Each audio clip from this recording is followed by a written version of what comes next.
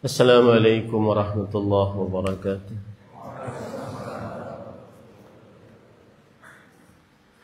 Bismillahirrahmanirrahim.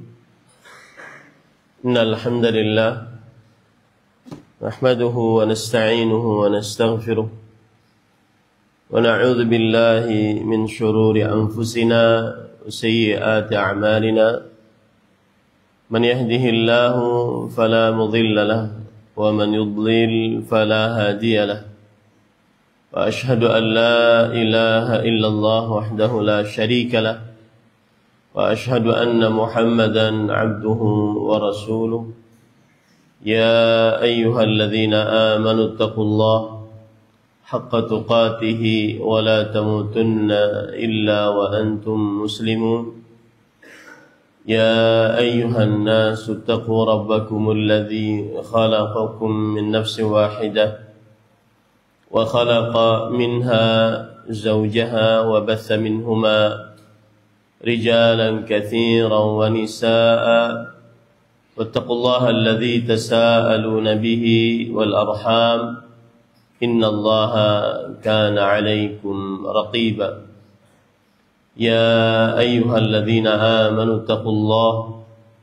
وقولوا قولا سديدا يصلح لكم أعمالكم ويغفر لكم ذنوبكم ومن يطع الله ورسوله فقد فاز فوزا عظيما أما بعد فإن أصدق الحديث كتاب الله وأحسن الهدي هدي محمد صلى الله عليه وعلى آله وسلم وشر الأمور محدثاتها وكل محدثة بدعة وكل بدعة ضلالة وكل ضلالة في النار. Alhamdulillah, kita bersyukur pada Allah Subhanahu wa ta'ala. Pada hari ini, hari yang paling mulia di dalam sepekan, hari yang paling utama bagi kaum muslimin, hari Jumat,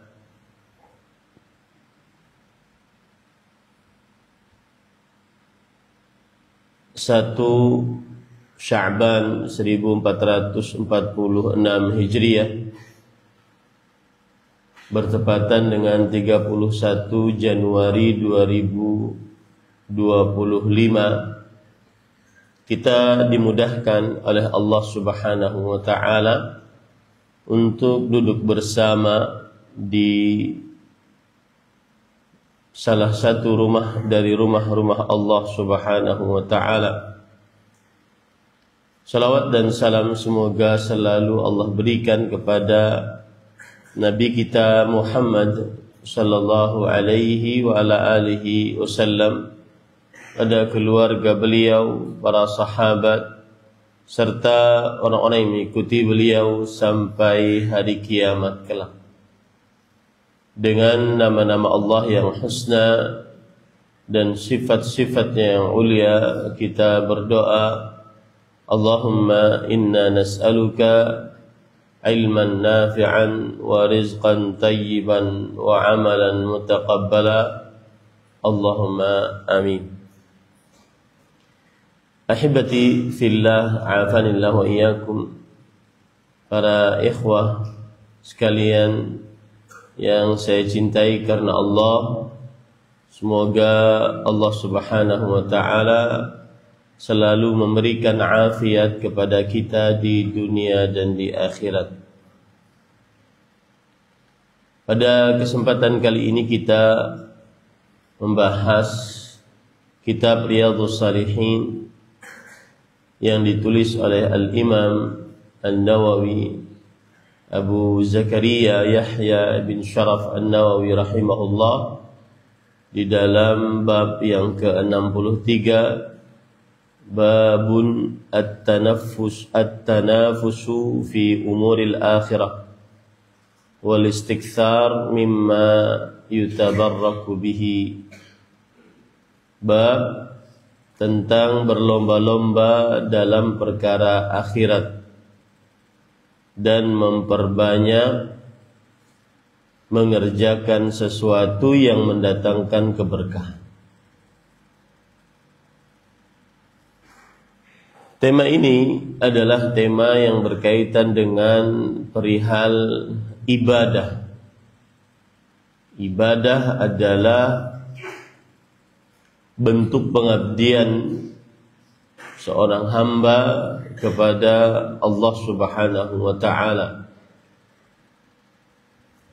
Dan ibadah adalah tujuan paling utama dari penciptaan manusia dan jin, penciptaan kita semua. Allah Subhanahu wa ta'ala di dalam Al-Quran menyebutkan kata perintah pertama pada surat Al-Baqarah ayat 21. Ya ayyuhan nas u'budu rabbakumul ladzi khalaqakum. Wahai manusia, beribadahlah kepada Rabb kalian yang telah menciptakan kalian. Ayat ini adalah ayat perintah pertama dari dalam Al-Quran. Dari surat Al-Fatihah, kemudian setelahnya surat Al-Baqarah, tidak ada kata perintah dari Allah yang pertama kali kecuali ayat ini. Al-Baqarah ayat 21. Dan perintah pertama adalah untuk beribadah kepada Allah Subhanahu wa ta'ala. Dan ayat ini umum, bukan hanya untuk orang beriman, tetapi juga untuk seluruh manusia. Ini menunjukkan bahwa perkara beribadah kepada Allah Subhanahu wa ta'ala adalah perkara yang sangat penting. Dan sebagaimana sudah saya sebutkan, dia adalah tujuan pertama dan paling utama Allah Subhanahu wa ta'ala menciptakan jin dan manusia.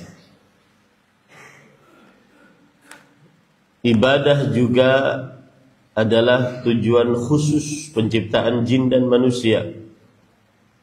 Allah Subhanahu wa ta'ala berfirman, "Wa ma khalaqtul jinna wal insa illa liya'budun." Tidaklah kuciptakan jin dan manusia melainkan supaya mereka beribadah kepadaku. Ini ayat menunjukkan bahwa tujuan khusus penciptaan jin dan manusia adalah untuk beribadah kepada Allah. Tidak ada tujuan lain kecuali untuk beribadah kepada Allah Subhanahu wa ta'ala. Karena para ulama rahimahumullah ta'ala mengatakan, apabila ada sesuatu penafian dan setelahnya adalah pengecualian, menunjukkan yang dikecualikan adalah dikhususkan.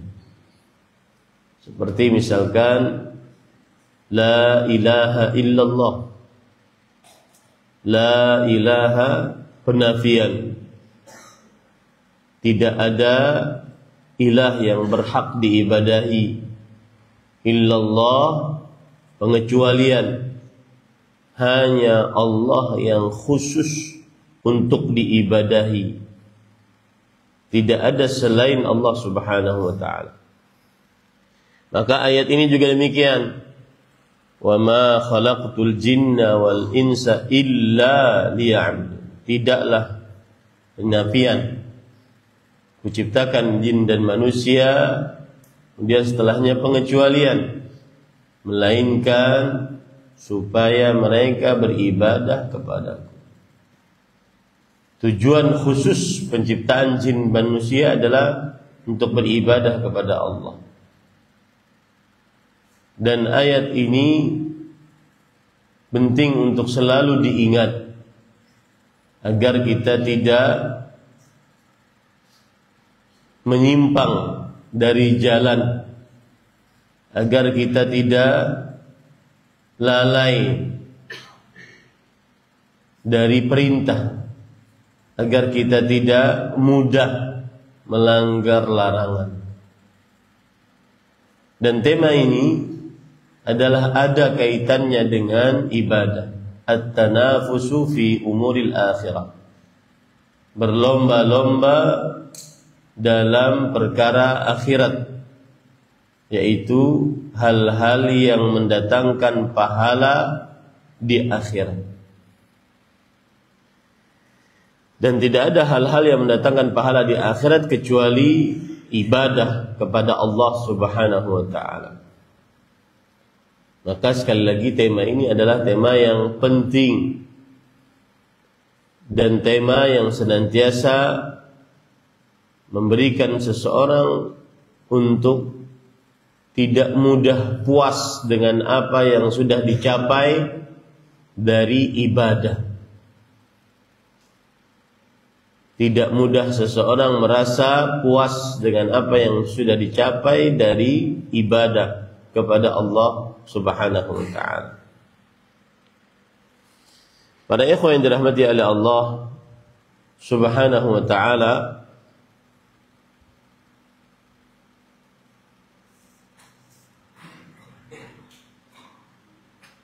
termasuk dari prinsip hidup, dan tema ini juga termasuk dari prinsip hidup seorang muslim, yaitu berlomba-lomba dalam kebaikan, sebagaimana disebutkan oleh Allah Subhanahu wa ta'ala dalam ayat yang lain, fastabiqul khairat, maka berlomba-lombalah kalian dalam kebaikan.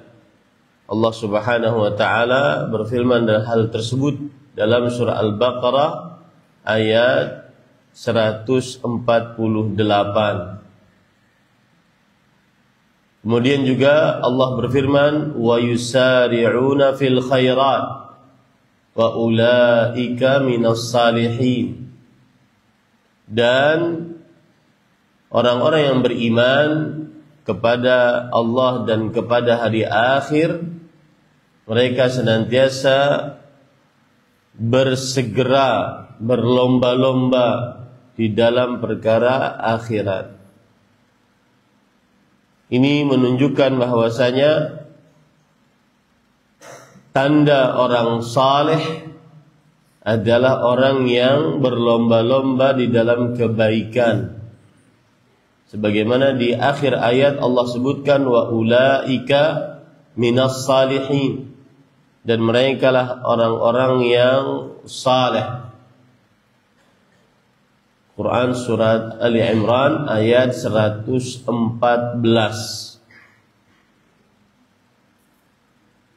Kemudian juga ayat ini sama dengan Quran surat Al-Maidah ayat 48.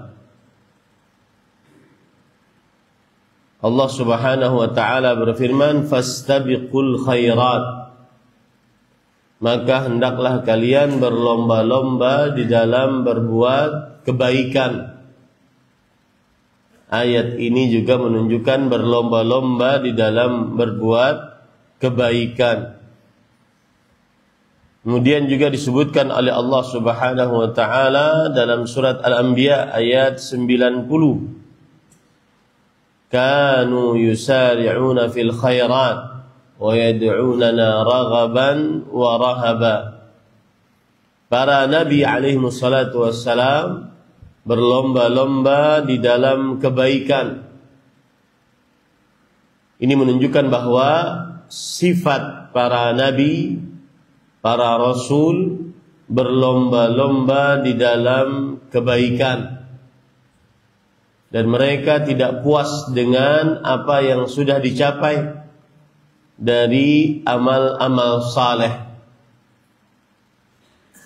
Kemudian juga disebutkan oleh Allah Subhanahu wa ta'ala di dalam Al-Quran surat Al-Mu'minun ayat 56. Nusari'u lahum fil khairat bal la yash'urun. Kami bersegera memberikan kebaikan-kebaikan kepada mereka, tetapi sebenarnya mereka tidak sadar. Kemudian juga ulaika yusari'una fil khairat wa hum laha sabiqun. Mereka itu bersegera untuk mengerjakan kebaikan-kebaikan dan mereka orang-orang yang selalu berlomba-lomba mendapatkannya. Surat Al-Mu'minun ayat 61. Kemudian juga Allah Subhanahu wa taala sebutkan di dalam surat Fatir ayat 32. Wa minhum sabiqun bil khairat.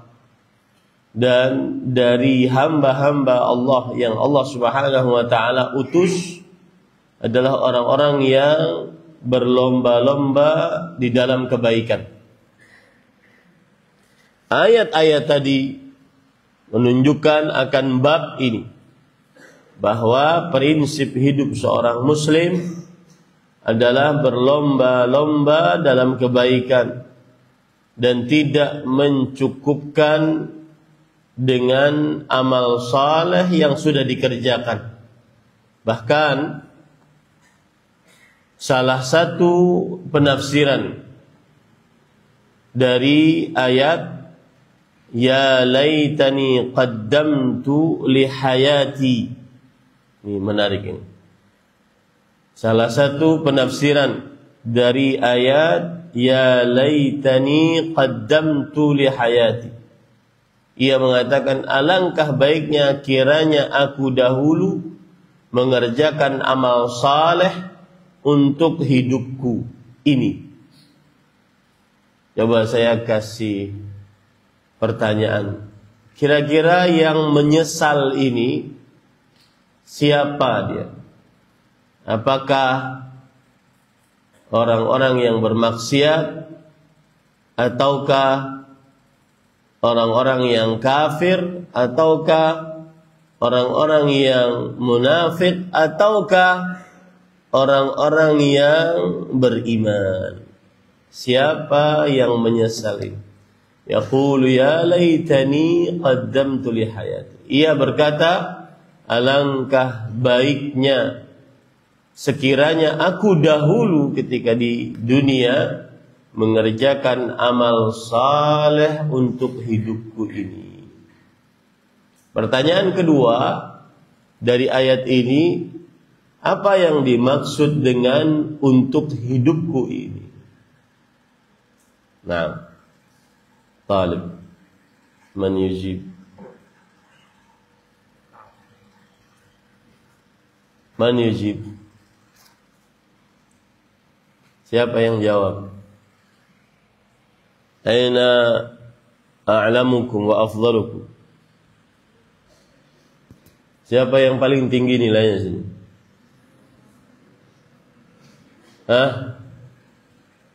Para santri, at-tullab. Aina al-ustaz? Mana ustaz? Ustaz, pilih satu ustaz.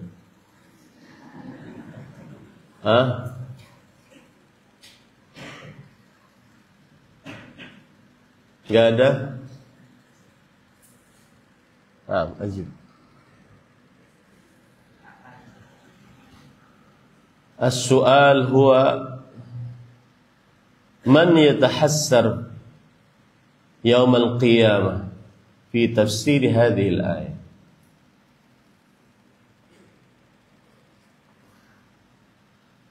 Al-mu'minun al-'asun al-kafirun al-munafiqun. Al-mu'minun kaifa al-mu'minun?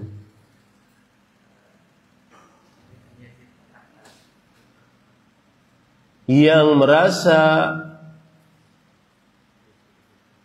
menyesal di akhirat. Salah satu tafsiran dari ayat ini bukan hanya orang kafir. Kenapa saya tidak beriman di dunia? bukan hanya orang munafik. Kenapa saya hanya beriman di lisan, bukan hanya orang maksiat. Kenapa saya bermaksiat, tidak taat. Tapi bahkan yang menyesal di akhirat adalah orang-orang yang mengerjakan amal saleh. Orang-orang yang mengerjakan amal saleh. Coba perhatikan sebuah riwayat yang disebutkan oleh Al-Imam Ibnu Katsir rahimahullah. Beliau berkata ketika menafsiri ayat ini, yakni yandamu ala ma kana salafa minhu minal ma'asi in kana 'asiyan. Seorang yang ahli maksiat akan menyesal atas apa yang telah ia lakukan dari maksiat-maksiat terdahulu. Wa yawaddu law kana izdada min at-ta'at in kana ta'i'an. Dan seorang ahli taat akan menyesal di akhirat, kenapa saya tidak menambah ketaatan? Yang salat, kenapa saya tidak lebih banyak daripada ini salatnya? Yang puasa, kenapa saya tidak lebih banyak puasanya daripada ini dahulu? Ternyata pahalanya ini. Kapan dia mengatakan pahalanya ini? Ketika dia haqqul yaqin. Kan ada tahapan ainul yaqin, ada ilmul yaqin dulu, kemudian ada ainul yaqin, kemudian haqqul yaqin. Kita mengetahui ada mobil, kita mengetahui ada surga, ilmul yaqin. Kita mengetahui ada surga dengan mata kita, ainul yaqin. Kita masuk ke dalamnya, itu haqqul yaqin. Nah, setelah orang masuk ke dalamnya, setelah haqqul yaqin, surganya ada, nikmatnya demikian, baru dia ya laitani qaddamtu li hayati. Wa yawaddu law kana izdada min at-ta'at in kana ta'ian. Dia berkeinginan, alangkah indahnya kalau saya nambah ini puasa, nambah ini bacaan Quran, hafalan Quran, nambah ini sedekah, pahalanya lebih. Saat itulah orang-orang akan menyesal. Al-Imam Ahmad rahimahullah meriwayatkan dengan sanadnya sampai kepada Muhammad ibni Abi Umairah. Wa kana min ashabi Rasulillah sallallahu alaihi wa ala alihi wasallam. Qala Muhammad ibnu Abi Umairah, salah seorang sahabat Rasul sallallahu alaihi wasallam radhiyallahu anhu, beliau berkata, "Lau anna 'abdan qarra 'ala wajhi min yawmin wulida ila an yamuta haraman fi ta'atillah la haqirahu yawmal qiyamah. ولود أنه يرد إلى الدنيا كيما يزداد من الأجر والثواب." Kalau seandainya ada seorang hamba sujud kepada Allah Subhanahu wa taala, dari mulai dia lahir sampai dia mati, sampai tua mati sujud kepada Allah Subhanahu wa taala, dalam mengerjakan ketaatan kepada Allah Subhanahu wa taala, niscaya amal ibadahnya tersebut akan dia rendahkan pada hari kiamat. Kenapa? Karena dia ingin dikembalikan ke dunia agar bisa menambah amal saleh, supaya mendapatkan nikmat yang lebih daripada apa yang dia dapatkan di surga dengan amal salehnya tersebut. Ini ayat-ayat yang menggugah seseorang untuk beramal saleh. Intinya, tema ini adalah tema yang merupakan prinsip hidup seorang muslim. Tidak pernah puas dengan amal saleh yang pernah dia kerjakan. Timbul pertanyaan, mengapa kita tidak boleh puas dengan amal saleh yang pernah kita kerjakan? Jawabannya adalah karena kita tidak tahu dari sekian banyak amal saleh, mana yang diterima oleh Allah Subhanahu wa taala. Makanya para ulama salafus saleh, mereka takut amal saleh mereka tidak diterima oleh Allah Subhanahu wa taala. Berkata Al-Hafidh Ibn Rajab Al-Hambali rahimahullah, qulubul abrar mu'allaqatun bil khawatim.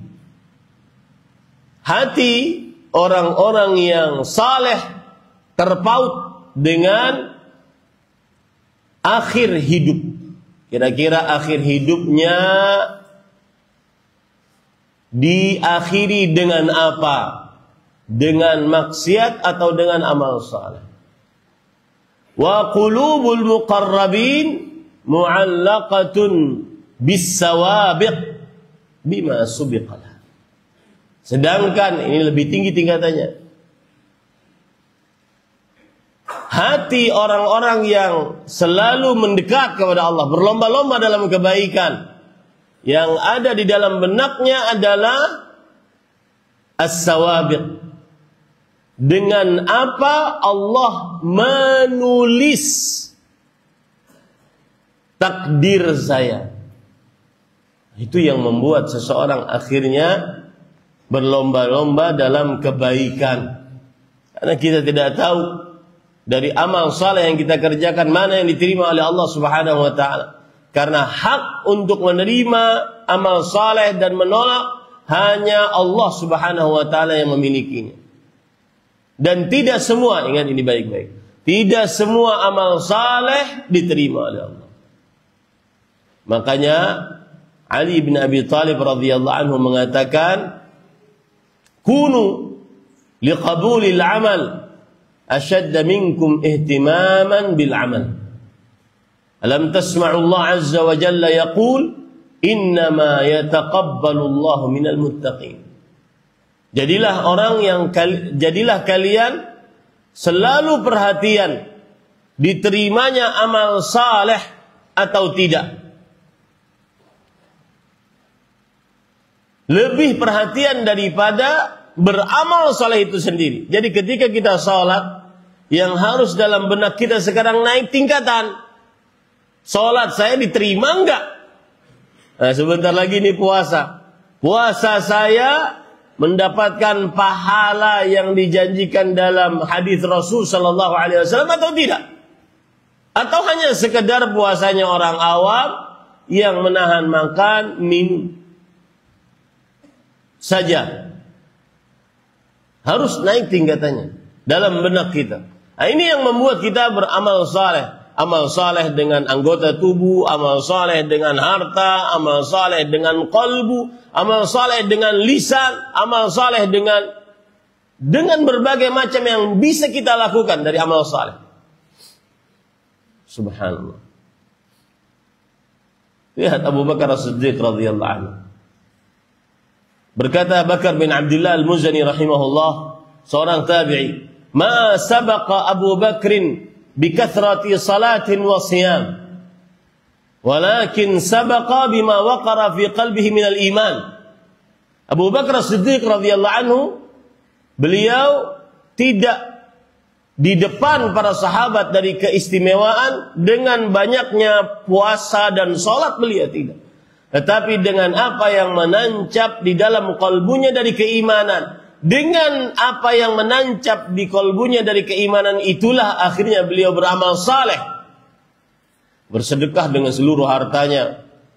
Mengorbankan diri beliau. Nyawa, harta, anak, budak, hewan tunggangan. Berlomba-lomba dalam kebaikan. Ini jawaban pertama. Mengapa kita harus berlomba-lomba dalam kebaikan? Karena kita tidak mengetahui mana dari amal ibadah kita diterima oleh Allah Subhanahu wa taala atau tidak. Yang kedua, mengapa kita berlomba-lomba dalam kebaikan? Karena sebagaimana yang sudah disebutkan tadi, nikmat yang Allah Subhanahu wa taala sediakan di surga lebih indah daripada apa yang dibayangkan oleh manusia. Yang kalau seandainya seseorang berlomba-lomba dalam kebaikan, maka semakin tinggi nikmat dia di surganya Allah Subhanahu wa taala. Saya beri contoh misalnya, menghafal Quran.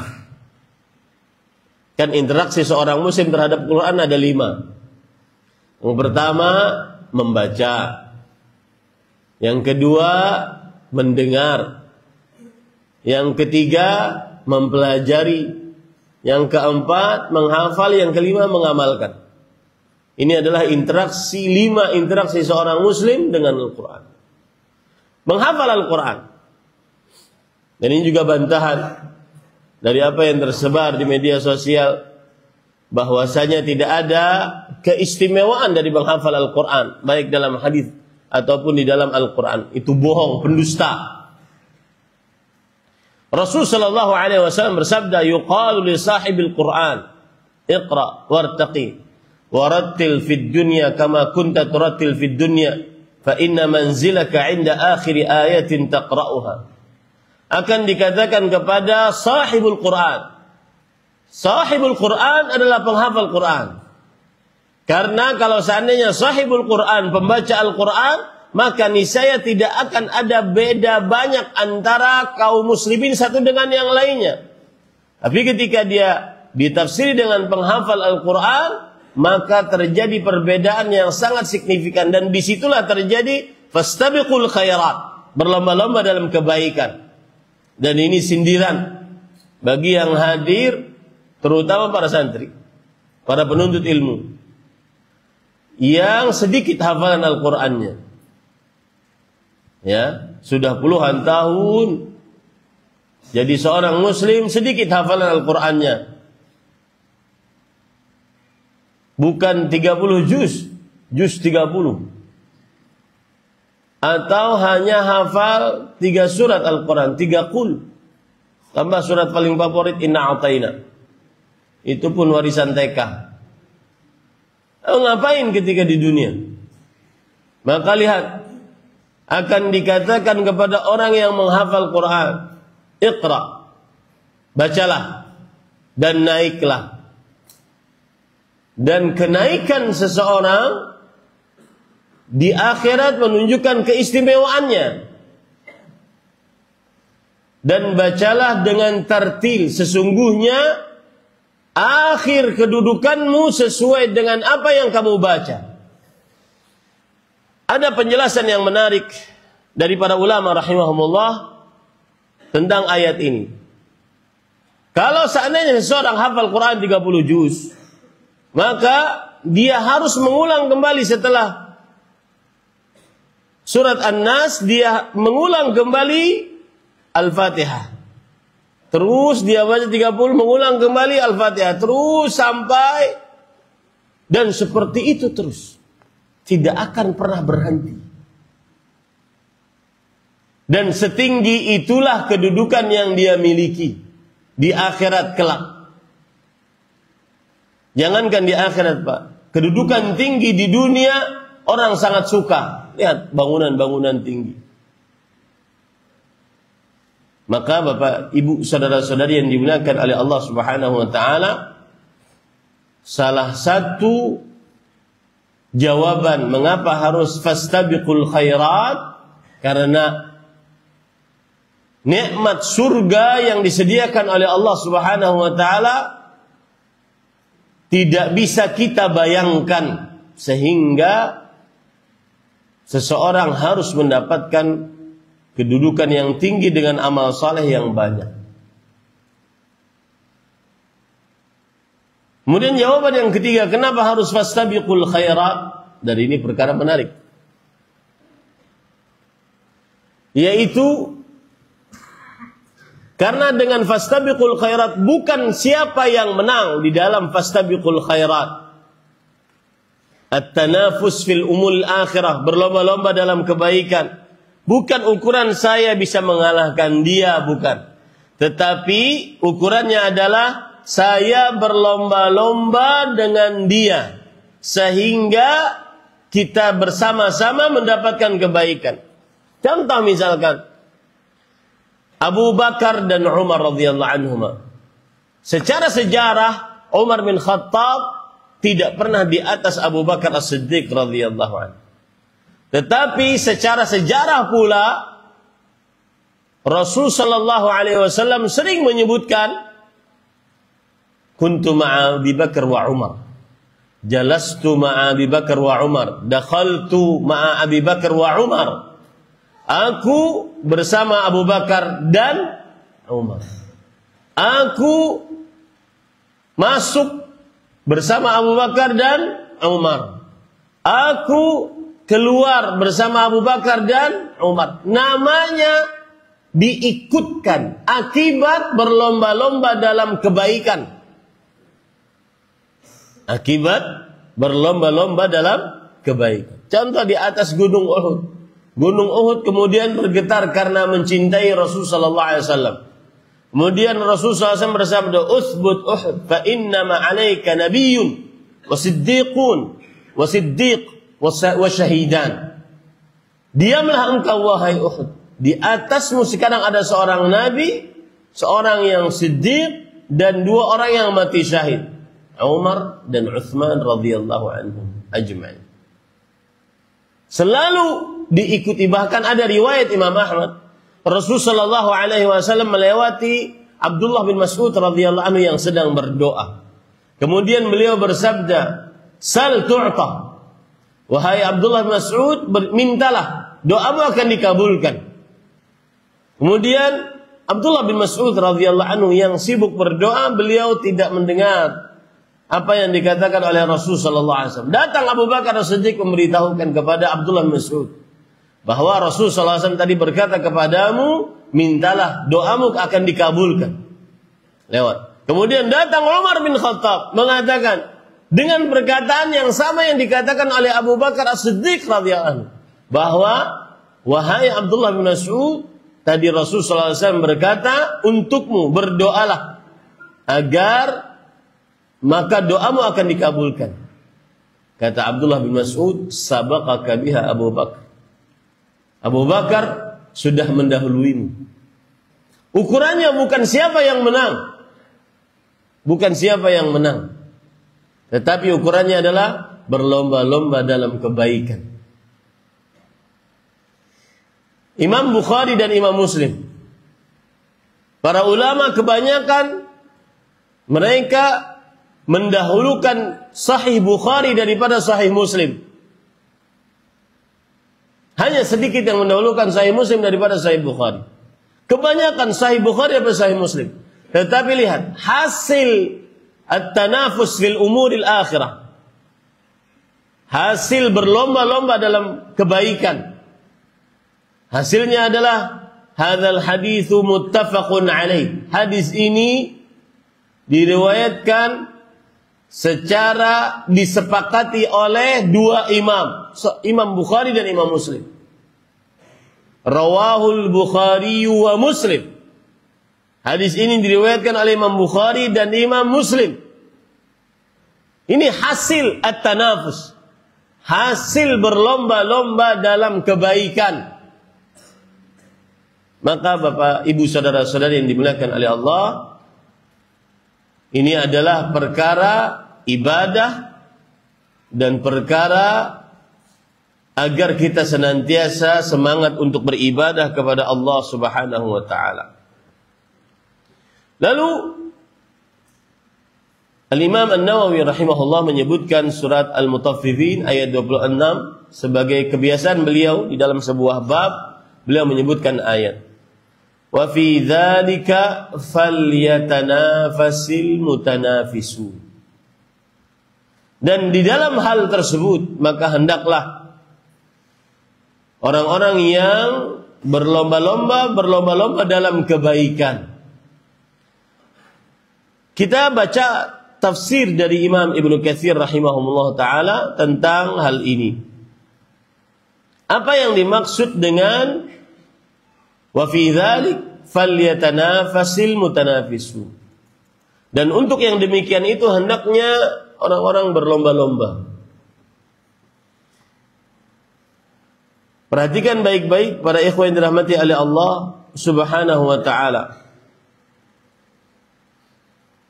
Imam Ibnu Katsir rahimahullah berkata, "Ai fi mithli hadzal hal falyatafakhar al-mutafakhirun wal yatabaha wa yukathir wa yastabiq ila mithlihi al-mustabiqun ka qawlihi ta'ala limithli hadza falya'malil 'amilun." Yang artinya, dan pada hal ini nanti saya akan jelaskan apa maksudnya.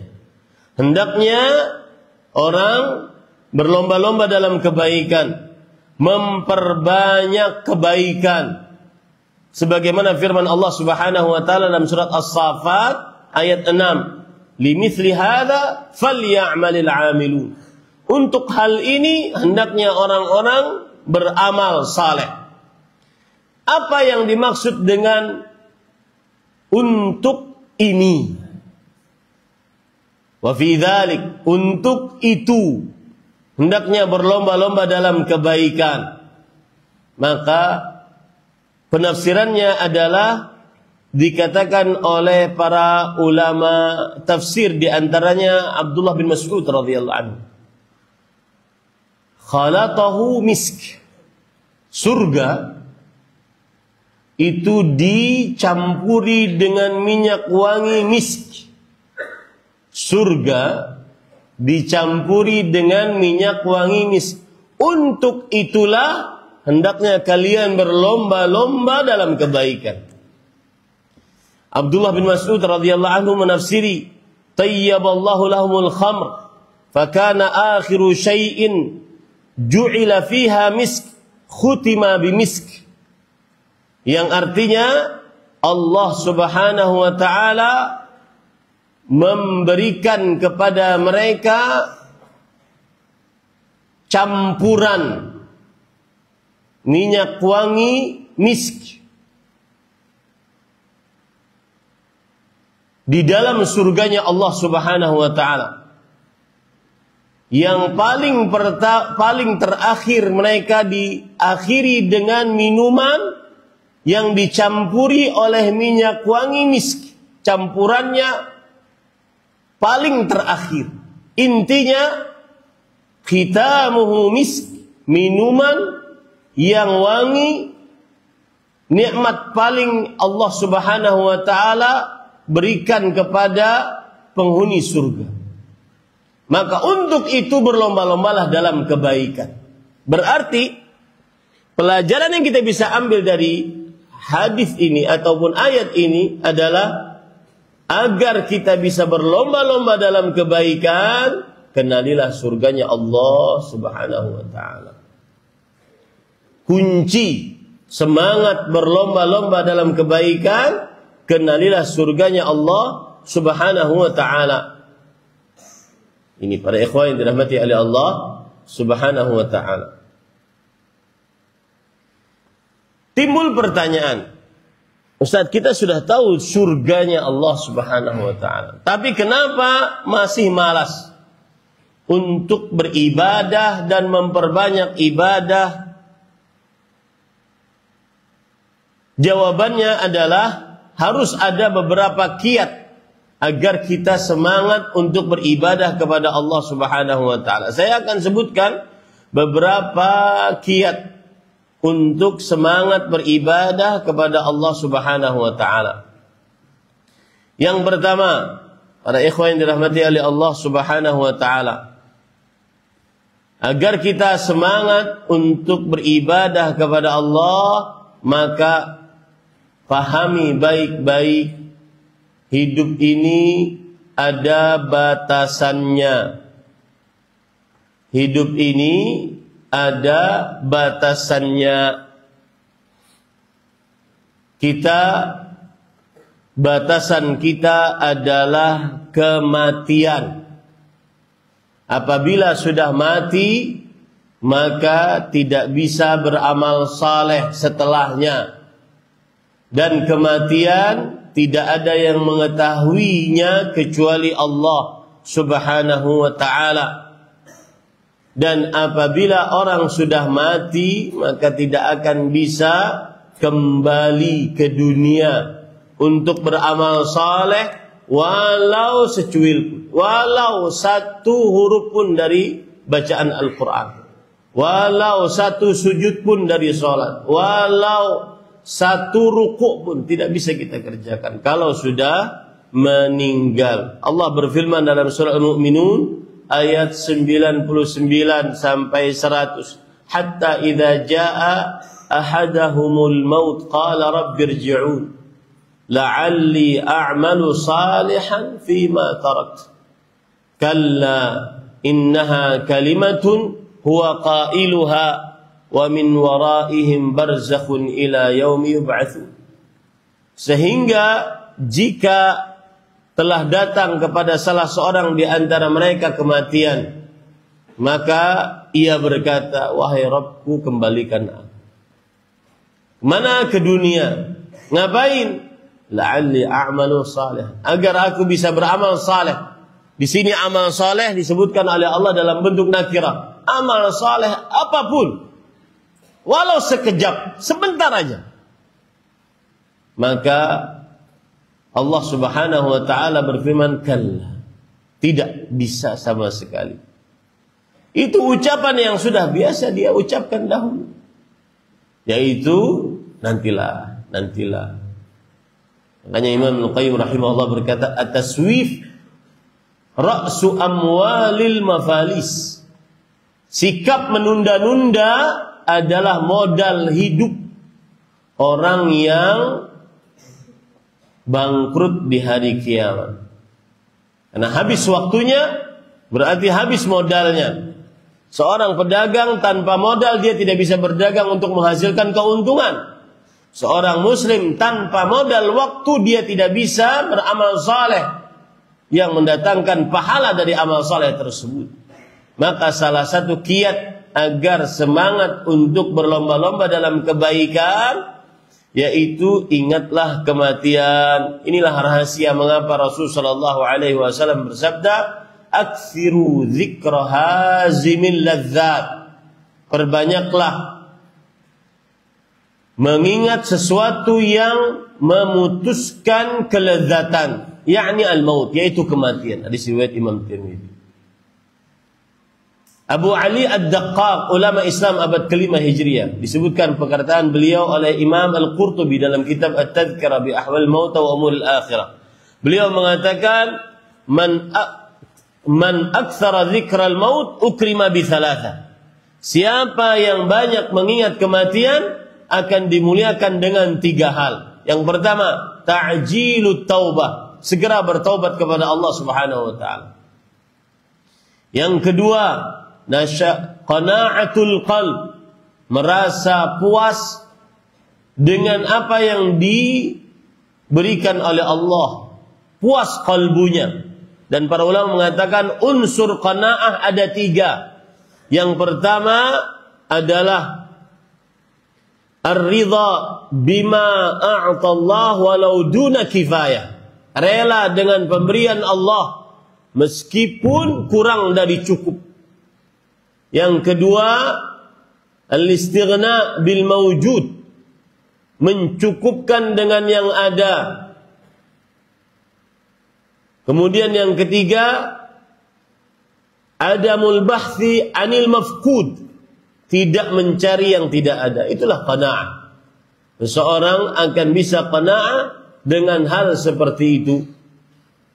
Seorang suami qanaah dengan istrinya ketika dia satu, rela dengan pemberian Allah walaupun duna kifayah, walaupun kurang dari cukup.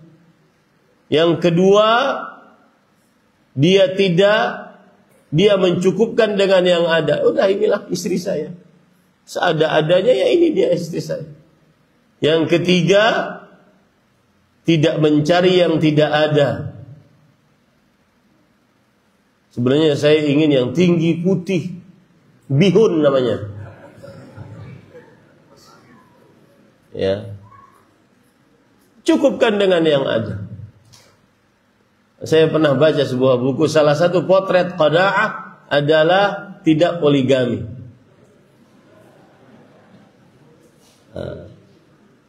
Berarti Nabi Muhammad SAW tidak qanaah. Maka jawabannya tidak semua harus kebalikannya, dijadikan kebalikan. Taib. Kemudian makanya para ikhwah kalau sudah makan, kadang-kadang paling tidak enak kalau seandainya ada orang menyebutkan yang tidak ada di hadapan. Saya pernah makan bakso. Makan makanan yang saya suka tuh berkuah, panas, pedas ya. Kemudian makan bakso di sebuah tempat. Ikhwah nanya, "Gimana Ustaz, enak?" "Enak. Saya tidak pernah makan di sini bakso seenak ini." "Ustaz, itu di sebelah sana, belokan sana, lebih enak 10 kali daripada ini." "Hei, kenapa antum nggak bawa ke sana langsung?" Ada orang kadang-kadang ketika kita makan sarapan, ya, ini sudah enak nih, ada yang di hadapan. Dia bilang, "Ini kurang satu Ustaz, kerupuk." Akhirnya jadi gak enak ini. Itu yang tadi unsur 3 tadi. Ar-ridha bima a'tallah walau duna kifayah. Rela dengan pemberian Allah walaupun kurang dari cukup. Al-istighna bil mawjud. Mencukupkan dengan yang ada. Sudah jangan cari yang lain. Yang ketiga adalah adamul bahthi anil mafqud. Tidak mencari yang tidak ada. Kemudian keistimewaan yang ketiga dari orang yang banyak mengingat kematian adalah nasyatul ibadah. Semangat untuk beribadah. Karena tadi yang kita katakan, setelah mati tidak ada kesempatan untuk beramal saleh. Ada tulisan yang ditulis oleh Fadilat Syekh Profesor Dr. Abdul Razzaq bin Abdul Muhsin Al-Badr hafizahumullah. Beliau mengatakan di dalam tulisan beliau At-Tadhkir bil Maut. Antum bisa cek di internet. At-Tadhkir bil Maut. Perkataan yang sangat menarik. Saya bacakan perkataan beliau. Perkataan ini adalah perkataan yang sangat indah. Kata beliau, "Wal mautu huwal faisal baina hadhihi ad-dar wa daril qarar." Kematian adalah pembeda antara kehidupan ini dengan kehidupan yang kekal abadi, yaitu di akhirat. Wal fasilu baina waqtil amal wal jazaa'i alaih. Dan kematian adalah pembeda antara waktu untuk beramal dan waktu untuk mendapatkan ganjaran dari amal tersebut. Kematian itu. Sedangkan kematian tidak berbau. Wa huwal haddul fariq baina taqdimiz zat wa mulaqati jazaa'i. Dan dia adalah pembeda antara mengumpulkan bekal dan mengambil hasil dari pengumpulan bekal tersebut. Kemudian beliau mengatakan, wa ba'dal maut laisa li ahadin musta'tib wa la i'tidhar wa ma lahu min sabilin ila 'audatin ila hadhihi ad-dar. Setelah kematian tidak ada untuk seseorang alasan. Tidak ada. Dan tidak ada jalan satupun untuk kembali ke dunia ini. Tidak ada sama sekali. Kemudian beliau juga mengatakan perkataan yang menarik. Ini yang kadang-kadang sebagian ikhwah sekarang lebih banyak untuk mengerjakan hal-hal yang kadang terlalu membuang-buang waktu. Ya, membuang-buang waktu. Salah satunya saya ingin mengangkat fenomena berhijrah, yang baru-baru berhijrah. Kadang-kadang sibuknya dengan komunitas. Kumpul sana, kumpul sini. Bahkan mungkin saat dikumpul itu ada ustadznya. Tapi kumpulnya bukan di majelis ilmu. Di lapangan sepak bola, tempat game, samping pantai, dan yang lain-lain. Saya katakan yang baru berhijrah, bayar waktumu yang sudah terbuang percuma dengan menuntut ilmu agama dan mengamalkan apa yang sudah dituntut. Bayar itu waktunya. Dan yang namanya berhijrah, terutama ke dakwah salaf, lebih banyak menuntut ilmu dan mengamalkannya. Bukan lebih banyak nongki-nongki, duduk-duduk. Bukan. Kalau seandainya hanya sekedar nongkrong-nongkrong, tidak ada bedanya. Cuma bedanya sekarang kita jenggotan. Saya sering menyinggung, ada ikhwah yang kadang-kadang sibuknya hanya ketika tabligh akbar, ISTA, ikhwah spesialis tabligh akbar. Tidak pernah hadir di kajian rutin, tidak ngaji, tidak belajar ilmu agama setelah berhijrahnya dengan sistematis dari mulai dasar. Dan saya ingin ingatkan ini. Sering saya ingatkan di mana-mana perkara ini. Para santri yang hadir di sini, yang belajar di sini, santri-santri putri, santri laki-laki, mereka ada kurikulumnya belajar. Karena memang kalau sudah keluar mereka diproyeksikan untuk jadi ahli ilmu agama. Ahlinya ilmu agama. Adapun kita yang baru berhijrah, maka mungkin kita tidak ingin jadi ahli ilmu agama, tetapi kita ingin agar hidup kita di atas Islam yang benar, akidah yang sesuai dengan sunnah, beribadah sesuai dengan sunnah, itu saja. Pulang Anda sebagai bapak, sebagai anak, tidak seperti orang yang diproyeksikan menjadi ahli ilmu agama, yang kelak menjadi ulama, mengajari umat. Enggak. Maka belajarnya harus sistematis. Dan itu sudah diberitahukan oleh Rasulullah SAW dalam hadis Jibril. Ketika Jibril alaihissalam datang kepada Rasulullah SAW, dan Jibril alaihissalam bertanya tentang Islam, iman, ihsan. Di akhir hadis Rasulullah SAW bersabda, "Hada Jibril atakum yu'allimukum amra dinikum." Ini Jibril alaihissalam datang kepada kalian, mengajari kalian tentang perkara agama kalian. Belajarlah rukun Islam dengan dalil kepada seorang ustaz secara sistematis, pakai satu buku. Begitu juga rukun iman dengan dalil secara sistematis, pakai buku dengan seorang ustaz. Maka niscaya tidak beberapa lama, yakin, pegang dari saya, yakin nanti akan menjadi orang yang berhijrah yang mumpuni.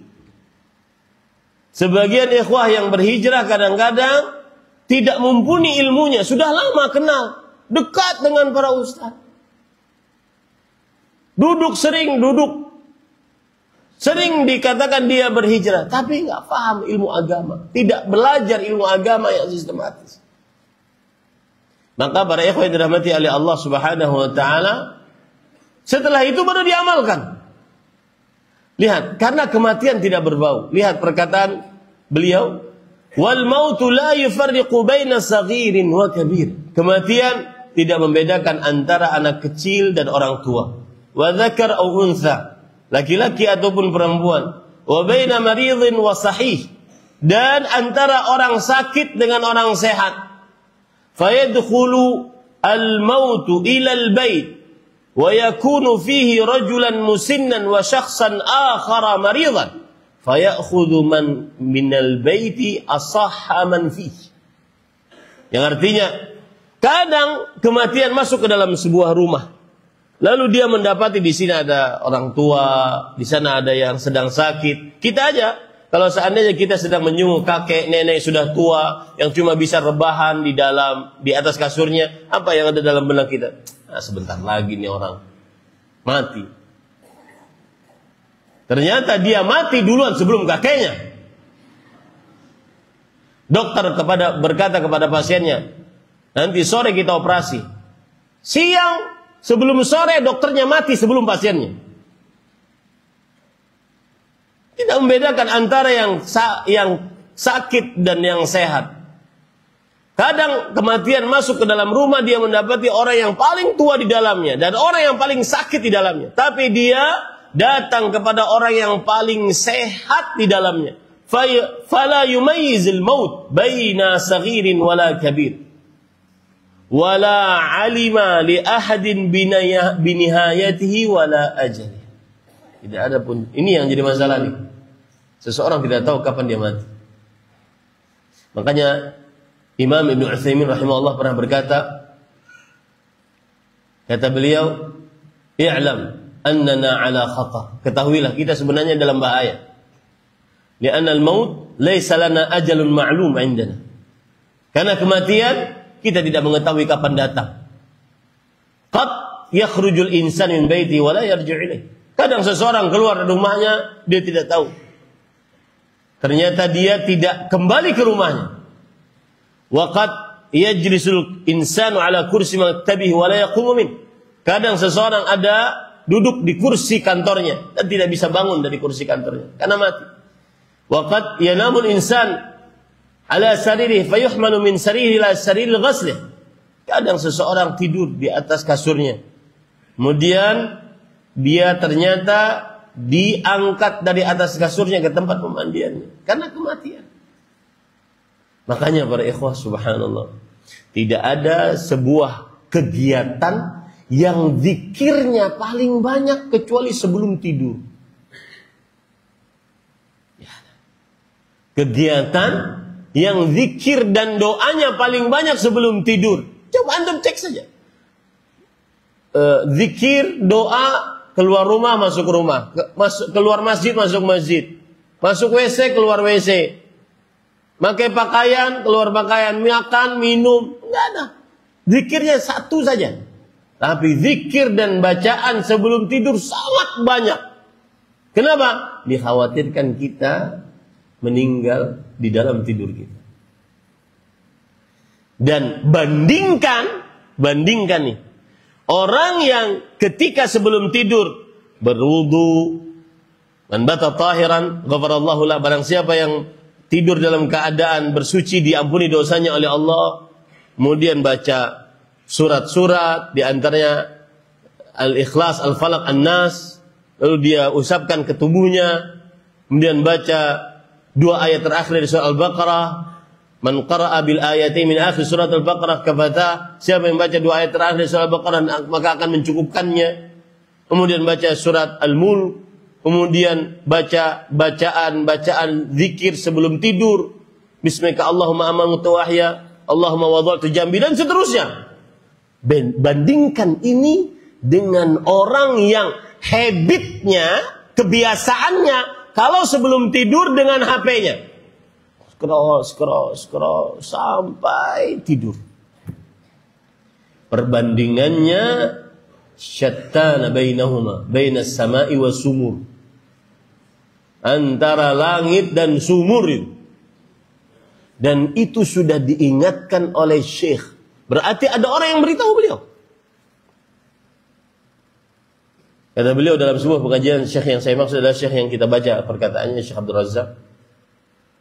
Alangkah beda jauh antara orang yang membaca doa sebelum tidur, zikir-zikir sebelum tidur, dengan orang yang sebelum tidur sibuk dengan yang haram. Dan hati-hati pada ikhwah, ini sedikit keluar dari tema, yaitu saat seseorang sendirian, hati-hatilah. Jangan sampai sudah menjadi akhlak. Akhlak itu adalah sajiyah wa tabi'ah. Tamba'ithu al-af'al biduni fikrin wa rawiyah. Akhlak itu adalah sebuah habit, kebiasaan yang keluar dari diri seseorang tanpa harus berpikir panjang. Karena sudah menjadi kebiasaannya.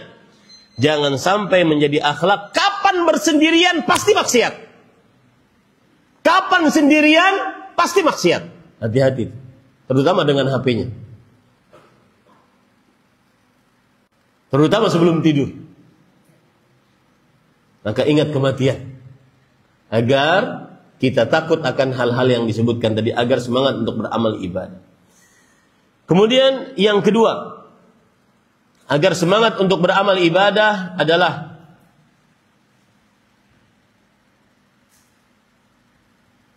apalagi di zaman sekarang banyak orang yang mati tiba-tiba. Dan Rasulullah SAW sudah mengabarkan itu. Mautul faj'ah akhdhatu asaf. Kematian mendadak itu adalah bisa dia sebuah nikmat untuk orang beriman, bisa sebuah siksa bagi orang-orang yang bermaksiat saat hal tersebut. Kemudian yang kedua adalah agar seseorang semangat untuk bertanafus, berlomba-lomba dalam kebaikan, mengingat kuburan dan kehancuran tubuh saat dikubur. Para ikhwan yang dirahmati oleh Allah Subhanahu wa taala, kuburan adalah pemandangan yang sangat menakutkan. Rasulullah SAW pernah bersabda, "Ma ra'aitu manzaran qattu illa wal qabru afdha'a minhu."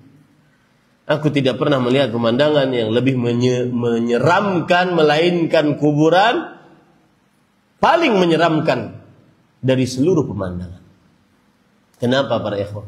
Kapan seseorang mati dimasukkan ke dalam kubur, yang pertama kali terjadi adalah penyempitan kubur. Disempitkan kuburannya sampai tulang belulangnya menyatu. Kalau seandainya ada manusia yang selamat dari penyempitan kubur, min dhammatil qabr lanaja Sa'ad bin Mu'adz. Sungguh akan selamat Sa'ad bin Mu'adz radhiyallahu anhu. Kenapa? Karena Sa'ad bin Mu'adz ketika meninggal, arasy-Nya Allah bergetar saking istimewanya keimanan Sa'ad bin Mu'adz.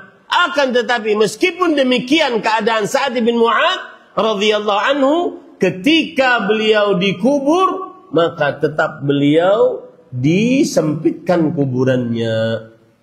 Pemandangan yang buruk yang pertama di dalam kubur. Yang kedua, Rasul sallallahu alaihi wasallam bersabda, "Ma syai'un minal insan illa bali, illa ajbudz dzanab, wa minhu yuraqabu yaumil qiyamah." Tidak ada seseorang di hari kiamat kecuali akan binasa. Kalau sudah dikubur, maka pasti akan hancur seluruh tubuhnya kecuali satu tulang ekor. Pada hari kiamat dari tulang ekor itulah Allah Subhanahu wa taala akan membentuk tubuhnya kembali. Maka ingatlah kuburan. Ingatlah kuburan kalau seandainya seseorang ingin beramal saleh. Karena siapa yang selamat di fase saat dikubur, maka kehidupan setelahnya lebih ringan, lebih mudah. Fase akhirat setelahnya lebih ringan, lebih mudah. Rasul sallallahu alaihi wa ala alihi wasallam bersabda dalam hadis riwayat Imam At-Tirmidzi, "Innal qabra awwalu manazilil akhirah." Kuburan adalah tempat singgah pertama dari tempat-tempat singgah akhirat. Fa inna jaminhum fama ba'dahu aisaru min. Yang selamat darinya, maka kehidupan setelahnya lebih mudah daripadanya. Saya sering mengatakan orang yang sudah selamat dikubur, dia sudah tahu dia penghuni surga. Makanya orang yang mendapatkan nikmat kubur, dia mengatakan, "Ya Rabb, aqimis sa'ah." Wahai Rabbku, dirikan kiamat. Kaima arju ila ahli wa mali, agar aku bisa kembali kepada keluargaku dan hartaku. Sedangkan orang-orang yang mendapatkan siksa kubur, ia akan mengatakan, "Ya Rabb, la tuqimis sa'ah." Karena dia tahu bahwa setelah ini lebih dahsyat siksanya. Rasulullah SAW bersabda, "Wa illam yanju minhu fama ba'dahu ashaddu min." Yang artinya, dan kalau seandainya dia tidak selamat di dalam kubur, maka fase kehidupan setelahnya lebih berat untuknya. Maka ini yang kedua, agar seseorang mengingat apa yang terjadi di dalam kubur sehingga dia semangat untuk beramal ibadah kepada Allah SWT. Sedikit intermezzo, saya pernah ke Pekalongan. Ada panitia yayasan mengatakan, "Ustaz, bisa bikin video enggak?" Apa itu? Kita ada program yayasan membuat program. Judulnya, Ustaz, tidak semua orang memikirkannya, tapi pasti semua orang akan mendatanginya. Nah, tebak-tebakan, apa itu programnya? Nah, yang jawab saya kasih hadiah 100.000. Tidak semua orang memikirkannya, tapi semua orang akan mendatanginya. Santri. Enggak.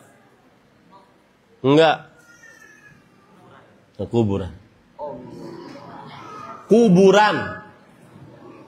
Jadi beliau punya program 1 hektar kuburan gratis. Dan subhanallah jadi. Dan subhanallah, ini menarik nih.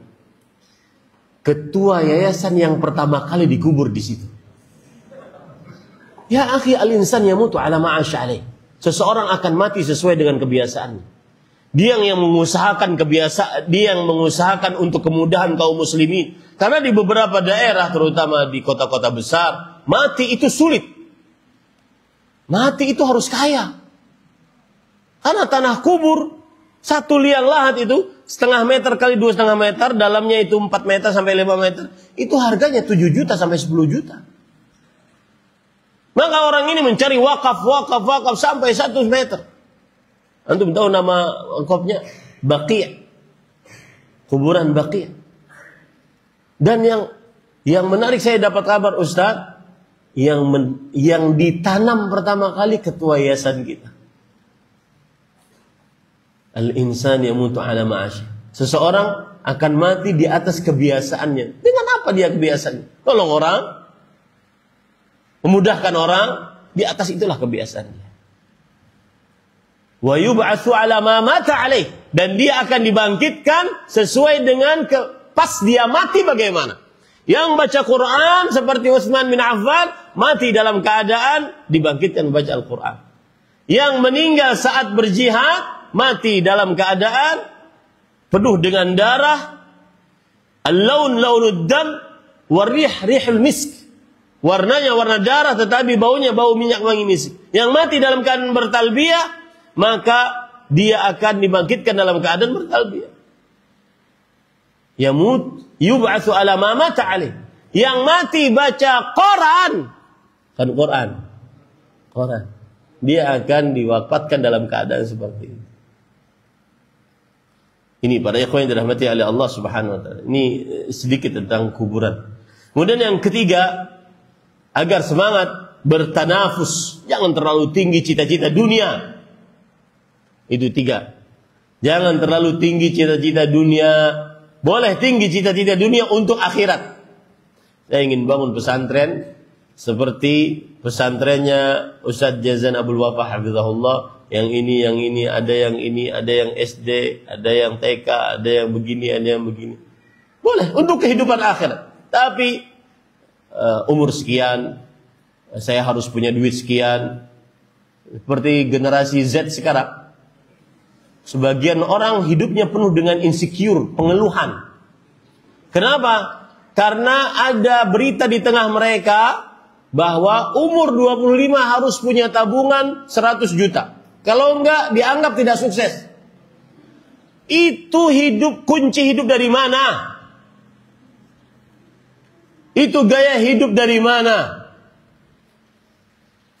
Ya, maka jangan terlalu tinggi angan-angan dunia. Tetapi aturlah angan-angan akhiratmu. Rasul sallallahu alaihi wasallam bersabda, "Kun fid dunya ka'annaka gharib aw 'abir sabil." Jadilah engkau di dunia seakan-akan orang yang gharibun, orang yang asing. Saya di Kendari asing, akan kembali ke tempat asal saya. Atau pengembara, singgah sebentar kemudian kembali lagi. Rasulullah SAW dalam hadis yang lain mengatakan, "Mali walid dunya, apa hubunganku dengan dunia? Ana karakib astadhillu tahta syajarah, thumma aqum warah." Apa hubunganku dengan dunia? Aku sebagai pengembara berteduh sebentar di sebuah pohon. Apakah make sense, masuk akal kalau seandainya di bawah pohon itu orang bikin istana, rumah bermegah-megah, di atas 10.000 meter persegi, kolam renangnya 5, kemudian kamarnya 1.000. Ngapain? Ya, Ini para ikhwan yang dirahmati oleh Allah Subhanahu wa taala, kecuali untuk kebaikan.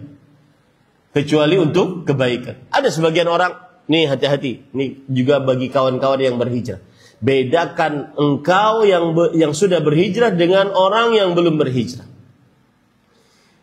Sebagian orang itu sangat al-inhimak fil umurid dunyawiyah. Dia sangat terlalu mendalam di dalam perkara-perkara duniawi. Nah, orang yang berhijrah tidak boleh seperti itu kecuali untuk kehidupan akhirat. Sampai-sampai kalau seandainya ada, ini contoh saja, ada yang meninggal dari keluarganya, bapaknya misalkan meninggal, ataupun keluarganya meninggal, dia panggil orang ahli agama. Karena tidak bisa untuk memandikan si mayit, tidak bisa mensolati jenazah, tidak paham perkara agama dalam perkara hal-hal yang sangat remeh-temeh, yang semestinya seorang muslim tidak boleh bodoh di dalamnya. Dan ini sudah disebutkan oleh Allah dalam Al-Quran, mengingatkan akan hal ini. Dalam surah Ankabut ayat 7, Allah berfirman, ya'lamuna zahiran minal hayati dunya wa hum 'anil akhirati hum ghafilun. Mereka paling paham tentang kehidupan dunia, tapi untuk urusan akhirat maka mereka lalai. Yang menarik adalah tafsiran dari Al-Hasan bin Al-Yasar Al-Basri rahimahullah. Beliau mengatakan, wallahi, demi Allah, mereka mengetahui berapa berat sebuah emas jika diletakkan di ujung jarinya. Tahu dia, ini beratnya sekian gram. Walakinnahu la yuhsinu an yusalli. Tapi dia tidak bagus untuk mengerjakan sholatnya. Tidak paham bagaimana sholat yang benar. Maka jangan terlalu tinggi perkara-perkara dunia, kecuali untuk akhirat. Dan cita-citalah untuk akhirat, sebagaimana yang dicontohkan oleh para salafus saleh ketika seorang sahabat Nabi ditanya, sal, mintalah. Kemudian sahabat Nabi itu mengatakan, murafaqataka fil jannah. Aku ingin sebagaimana aku melayanimu di dunia, wahai Rasulullah, aku ingin bersamamu di akhirat. Cita-cita yang tinggi, bukan hanya kehidupan dunia saja. Kemudian para ikhwan yang dirahmati Allah, yang keempat, agar semangat beramal saleh, yaitu seseorang qanaah dengan perkara dunia, tidak terlalu mengejar-ngejar dunia kecuali untuk keperluan akhirat. Kecuali untuk keperluan akhirat. Sedikit tentang dunia ya para ikhwah. Saya kemarin ada nonton video menarik. Berkata seorang kepala tenaga kerja yang di tangannya menerima atau menolak orang yang melamar pekerjaan. Dia mengatakan, sebenarnya orang yang mencari pekerjaan, termasuk di dalamnya mencari rezeki, sebenarnya yang paling indah di dalam pencarian pekerjaan adalah sebuah kata yang sangat indah, al-amal atau al-wadhifah tabhathu an sahibiha. Apa itu? Kerjaan itu mencari orang yang cocok untuknya. Kerjaan mencari orang yang cocok untuknya. Saya beri contoh, kata beliau. Kita di sebuah parkiran, ada mobil. Kemudian remote mobil tersebut ada pada kita. Parkirannya besar. Mobilnya ada di situ. Kemudian kita nyalakan itu remote, dia akan bunyi. Tapi kan kita masih jauh. Maka ketika kita terus nyalakan, mobilnya sudah ada nih. Pekerjaannya sudah ada. Tinggal orang cocoknya belum dapat. Maka begitulah cara orang mencari pekerjaan. Dia lamar sana, lamar sini, usaha sana, usaha sini. Sini belum sukses, sini suksesnya baru setengah, sini. Terus sampai nanti dia cocok. Al-wadhifah tabhathu an sahibiha. Pekerjaan mencari pelakunya. Begitulah rezeki. Rezeki kita itu sudah ditakdirkan oleh Allah Subhanahu wa taala. Tugas kita adalah mencari yang halal. Seberapapun kita bekerja, tidak akan pernah keluar dari apa yang sudah ditakdirkan oleh Allah Subhanahu wa taala. Dan jangan pernah ragu dan berburuk sangka dengan rezeki yang Allah sediakan. Sudah Allah takar sedemikian rupa. Yang memang rezeki kita pasti kita akan ambil. Ini botol di samping mulut saya. Kalau bukan rezeki saya, maka air ini tidak akan pernah masuk ke dalam mulut saya. Yakin? Yakin nggak? Yakin. Tapi ini botol di dalam mulut singa. Tapi kalau itu rezeki saya, pasti masuk ke dalam mulut saya, bukan ke mulut singa. Yakin nggak? Yakin nggak?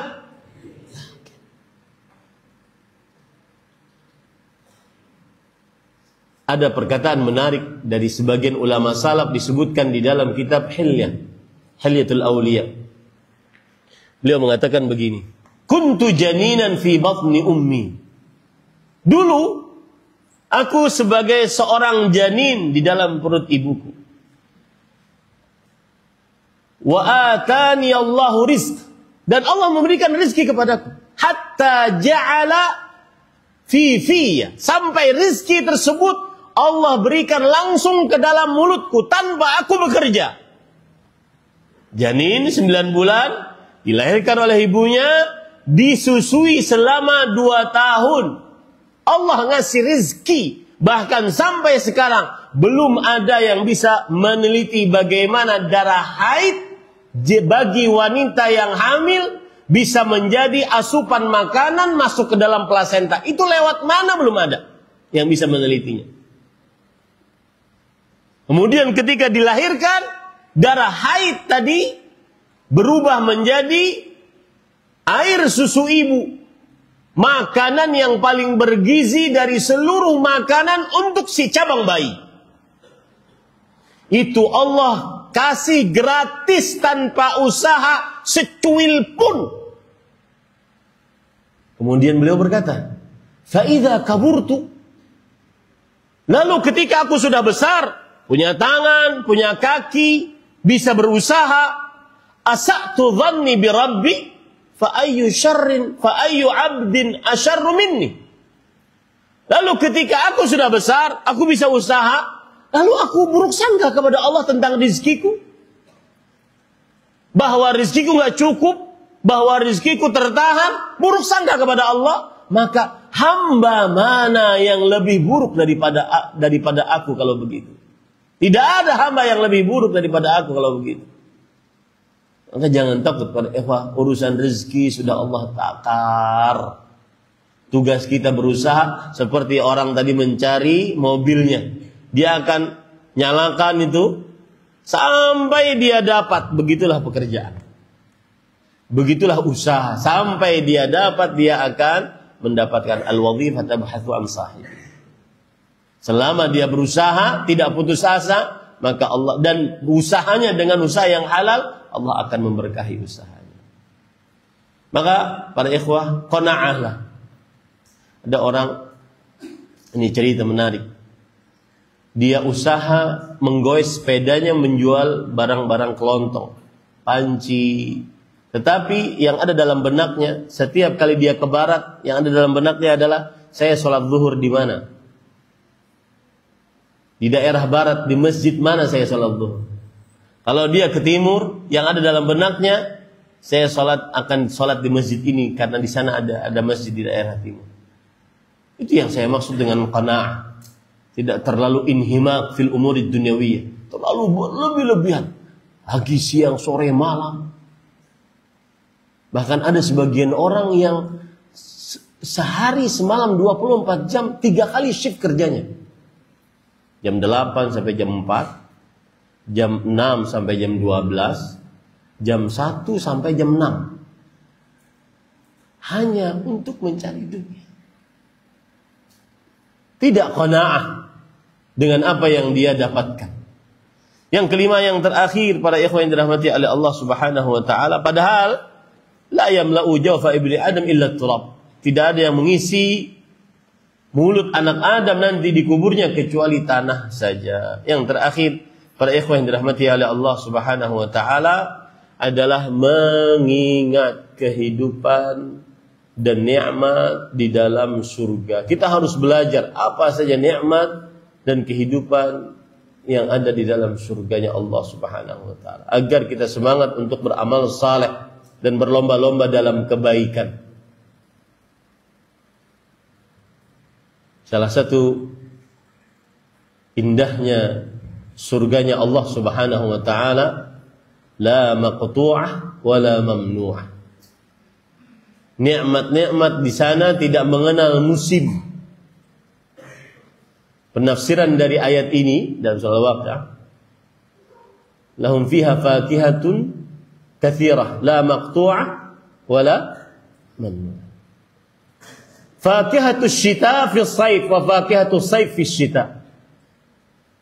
Makanan di musim dingin ada di musim panas. Makanan di musim panas ada di musim dingin. Tidak pernah mengenal musim. Enggak seperti di dunia. Ini musim durian, habis musim enggak ada. Ini musim rambutan, habis musim tidak ada. Di akhirat tidak pernah mengenal musim. Wala mamnu'ah, dan tidak terlarang. Sebanyak apapun makan, tidak terlarang. Saya pernah ke salah satu negeri di Timur Tengah. Kemudian sama panitia mengatakan, Ustadz, ini di kota ini rumah makan yang paling enak. Orang semuanya ke sini paling enak pokoknya. Kemudian saya terheran-heran. Itu di sampingnya kenapa ada ambulan 2? Jadi ceritanya begini Ustadz, kalau seandainya dia saking enaknya makan, dia pesan-pesan. Makan sampai nggak cukup perutnya, habis nafasnya, nggak bisa nafas, datang ambulan. Dan itu benar kejadian Allah. Lihat, begitulah dunia, terbatas, terlarang. Kebanyakan ini nggak boleh, kebanyakan ini nggak boleh. Tidak, la maqtu'ah wa la mamnu'ah. Itu salah satu nikmat surga yang membuat kita berlomba-lomba di dalam kebaikan. Apa yang baiknya dari Allah Subhanahu wa taala, apa yang buruk itu dari saya pribadi. Saya ringkas kajian ini. Yang pertama, poin pertama saya tadi menjelaskan, yaitu pentingnya tema ini. Kenapa pentingnya tema ini? Karena dia berkaitan dengan ibadah kepada Allah Subhanahu wa taala. Yang ibadah adalah tujuan penciptaan hidup manusia. Ibadah adalah perintah pertama dalam Al-Quran. Ibadah adalah tujuan khusus Allah menciptakan jin dan manusia.